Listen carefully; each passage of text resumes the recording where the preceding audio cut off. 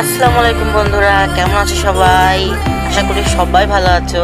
আমি ভালো নেই, মশা কামড় খেতে খেতেই তো অবস্থা খারাপ।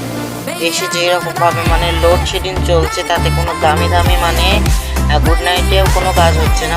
দামি দামি গুড নাইট বাসায় থাকলেই কি হবে, কারেন্টও থাকা লাগবে। তো দেশে যেরকম লোডশেডিং চলছে, তো এতে খুবই অসুবিধার মধ্যে রয়েছি। মশার কামড়, এদিকে প্রচণ্ড পরিমাণে গরম। তো মশা কামড় থেকে বাঁচার জন্য সেই কয়েলই জ্বালাতে হবে, আর কোনো উপায় নেই। তো বাজার থেকে নিয়ে চলে এসেছি কয়েল, এবং তার সঙ্গে কয়েল যেখানে রাখতে হয় স্ট্যান্ডে রেখে সারা রুমে কয়েলের যে পোড়া ছাইটা সারা রুমে ছড়িয়ে রুমটা একদম ম্যালোচ হয়ে যায়। তো সেই জন্যই মাটির তৈরি সেই বাটি মতো যার ভিতরে কয়েলটাকে রাখতে হয়, তো সেটা আজকে মার্কেট থেকে কিনে এনেছি।